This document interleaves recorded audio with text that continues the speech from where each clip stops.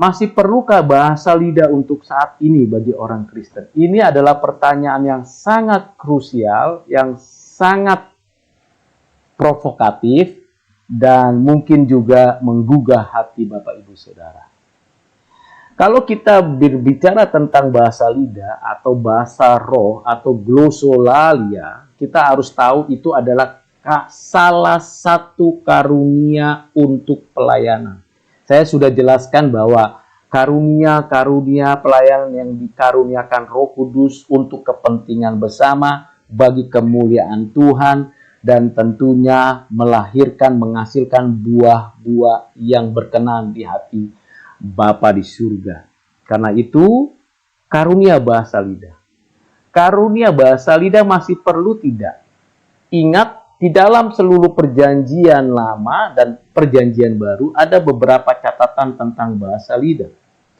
Memang di dalam Kisah Para Rasul ada satu fakta, baik di rumah Kornelius maupun juga di Efesus, ketika Roh Kudus dicurahkan, ketika mereka menerima firman dan dibaptis dalam nama Yesus, pada waktu itu mereka menerima salah satu di luar karunia lainnya, yaitu karunia berbahasa lidah. Masih perlu kita pertimbangkan pengertiannya seperti ini, Bapak Ibu. Pada momen itu, pada saat itu, seluruh perjanjian baru, 27 kitab, itu belum lengkap, belum sempurna, belum ditulis utuh, belum dalam satu bagian yang utuh, yang mana setiap gereja Tuhan di berbagai tempat, di berbagai wilayah, di Yerusalem, di Antioquia, di Asia Kecil, Asia Besar, dan tempat-tempat lain belum menerima keseluruhan kitab-kitab yang ada yang kita terima sekarang. Sehingga untuk pelayanan, untuk pengajaran, maka karunia-karunia pelayanan itu sangat urgent diperlukan untuk pertumbuhan iman bersama, untuk pengajaran yang berpusat pada pengajaran Kristus, untuk meninggikan dan memuliakan Allah, untuk membawa orang yang belum percaya kembali kepada Tuhan, mereka yang dipilih Tuhan. Nah, kalau sekarang, seperti yang saya sudah jelaskan pada jawaban pertama, atau jawaban sebelumnya, bahwa Alkitab itu sudah selesai.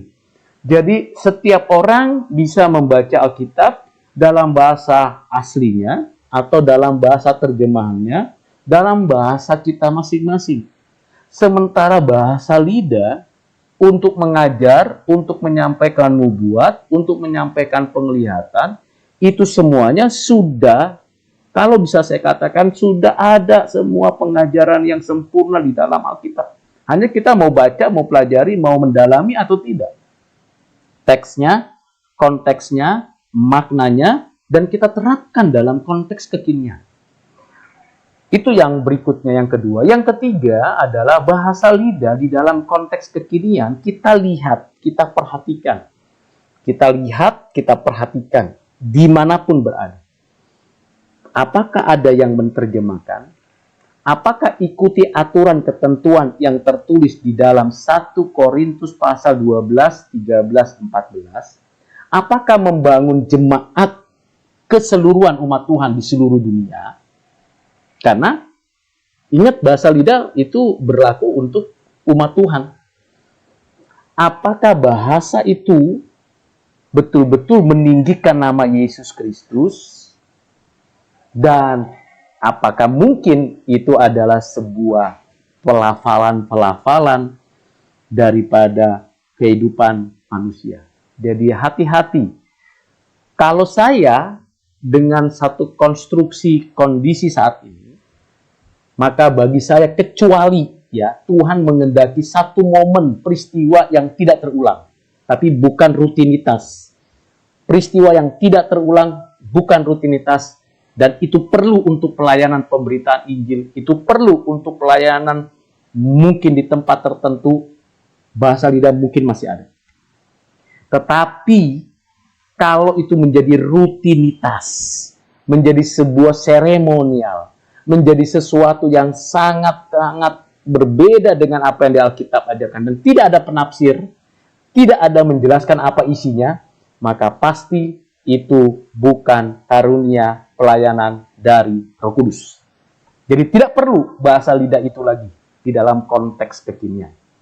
Itu bahasa yang tidak perlu. Yang perlu adalah bahasa Inggris kita pelajari, bahasa Mandarin atau bahasa Arab, supaya kita bisa pergi penginjilan ke daerah Arab sana, atau bahasa Mandarin atau bahasa Tionghoa supaya kita pergi ke daerah-daerah daratan Tiongkok sana, bahasa Korea supaya kita bisa pergi ke daerah-daerah Korea Utara di sana supaya ada pemberitaan Injil, atau bahasa Jepang. Itu yang perlu kita latih, perlu kita pelajari, atau bahasa-bahasa daerah kita di pedalaman Papua, di pedalaman Kalimantan, Sumatera, Sulawesi, Nusa Tenggara Timur, Nusa Tenggara Barat.